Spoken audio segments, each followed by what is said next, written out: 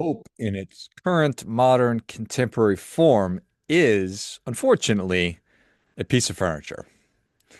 It is upholstered in good intentions, generously padded with affirmations, and positioned as so to face the future without requiring any movement towards that future.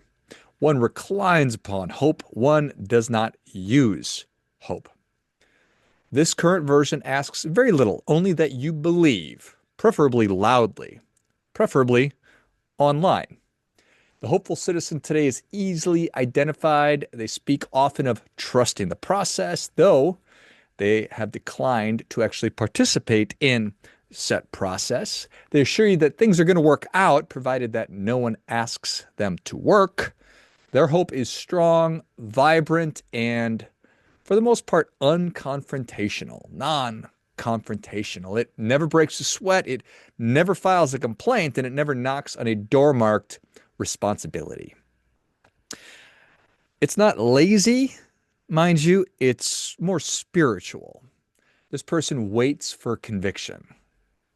They wait with conviction. They manifest with intensity. They visualize with such clarity that actual effort, it just feels redundant. It feels worthless, maybe even disrespectful to this process.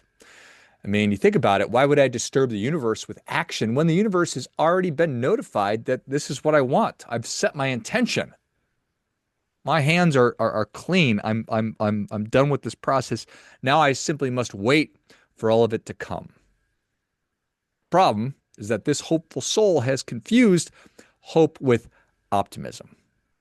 Optimism with comfort, and comfort with, of course, virtue. And should nothing change, should the future stubbornly refuse to arrive on schedule, this person does not blame hope. Hope in this example is innocent. This person blames timing. They blame society. They blame their parents. They blame the economy. They blame past trauma. Trauma is very, very, very, very popular right now. Meanwhile, somewhere slightly less well lit, another person is also hopeful. But this one's a little harder to spot. They do not speak much of hope because they are busy carrying it, awkwardly, imperfectly, like a sack of grain uphill that does not care about their feelings. Their hope is not inspiring. It doesn't post quotes. It doesn't wait for permission. It limps forward, occasionally cursing under its breath. This person has discovered an uncomfortable, very, very, very real truth. Hope does not sit well. Hope strains. Hope demands proof of life. This version of hope looks suspiciously like getting up when staying down is reasonable and certainly more comfortable. It means acting without guarantees. It's choosing effort in the absence of applause. Now, naturally, this type of hope is pretty unpopular. It's exhausting. It lacks ambiance. It asks rude questions like, what will you do if nothing improves? Who are you becoming while you wait? What if this is the moment that requires you, not reassurance? So what do most people do? They head back to the couch. They call it hope because avoidance sounds unkind. And cowardice, well, that's outdated, isn't it? But hope, real hope, has never been a nap. Hope is a wager placed with one's own life as the collateral. It's the refusal to sit still simply because sitting is easier to explain. It is action taken in defiance of comfort, certainty, and consensus, which is why it's such a rare thing. So, what is hope actually? And what isn't it? Well, I'll tell you what it's not. Hope is not positive thinking. It's not optimism detached from action. It's not pretending that things will work out. It is not a personality trait that you either have or you don't. Hope is a disciplined relationship with the future that makes action possible despite uncertainty. Psychology tells us that hope is a skill, it's not a mood. And modern psychology is surprisingly practical. A gentleman named Charles Snyder talks about hope with two components. Number one, it has agency, meaning I can do something. And the second is that there are multiple pathways. There's more than one way to move forward. So it's not, well, I tried this thing, it didn't work, so I gave up. It's recognizing that, the phrase is when one door closes, another opens, or a window opens, there's just another alternative. We pivot to a different tactic, to a different way of doing it. Hope is not feeling good, it's believing action is possible, even if outcomes aren't guaranteed. People with hope don't believe things will be easy, they believe they are not trapped. Having hope reduces learned helplessness, depression, burnout. It's not because life improves, it's because you keep it moving. Philosophy talks about hope without delusion. The Stoics, Epictetus and Marcus Aurelius, they were pretty suspicious of emotional hope because they believe that hope and fear are twins. Both are attachments to things that are outside of our control.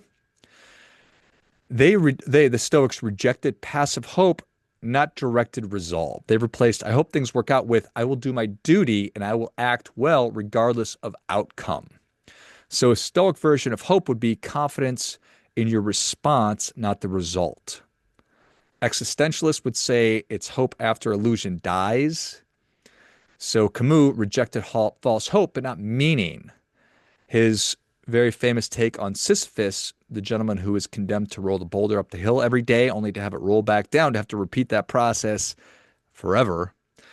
He believes Sisyphus is hopeful without believing that the boulder will disappear. And so with that idea, it's choosing to live fully without guarantees and refusing despair even when the universe is silent. And this is really what adult hope is. It's that I will act as if meaning is possible because the alternative is resignation, and that's not even a possibility. It's not going to happen. Religion looks at hope as endurance, not escape. Christianity says that hope is not that things are going to go my way. It's that trust that suffering is not wasted. That faithfulness comes before relief, and endurance must be engaged in without a timeline on it. So biblical hope is forward-leaning obedience, not emotional comfort. That's certainly an important thing. Buddhism tells us that, or rather, Buddhism is wary of hope that clings to outcomes, but it certainly embraces taking what they refer to as right effort, having a faith in the path that you're on, and being confident that skillful action will, in fact, reduce suffering. And when you do that, hope becomes a trust in the process, not in the promise. So the through line to all of that is hope is not optimism, it's not certainty, it's not comfort. It is the refusal to collapse, the decision to continue acting, and the belief that this step still matters.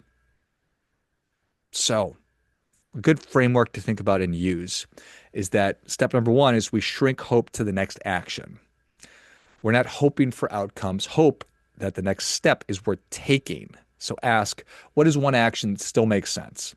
And if you can answer that, you still have hope. So the second one is we want to separate hope from the actual results. To hope, tying hope to behavior, rather, not tying hope to success. So I hope I could show up today, not I hope this fixes everything.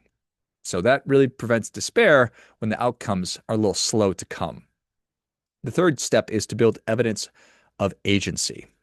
Hope grows from proof, not affirmation. So daily proof will beat inspiration any day of the week. You want to keep promises to yourself. You want to track all the small wins, your small completions. And that helps to reduce chaos where you can, which is what we're always working to do. I believe that hope is earned through following through on the promises that we make to ourselves.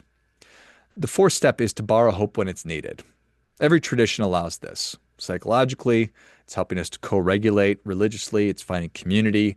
And from a philosophical standpoint, it's finding mentors and exemplars who are demonstrating what it is that we want. So when you find that your hope is your hope tank is a little low, we want to act on those borrowed convictions of looking at other examples until our hope returns. Number 5 is that we need to accept that hope and pain in fact coexist. If you wait to feel good before you act, hope will in fact die. Hope often feels like fatigue plus motion, doubt plus discipline, fear plus forward movement. And that's very normal. So hope isn't believing that things are going to be okay. Hope is believing that even if they aren't, I'm still responsible for my part and I'm going to do it well. Hope is a verb. It's got to be a verb. It's not some passive thing. It needs to be an action. We want to be rivers, not swamps. The objective reality of hope, if you were to look at society through the eyes of social media, you would think that it's a massive dumpster fire.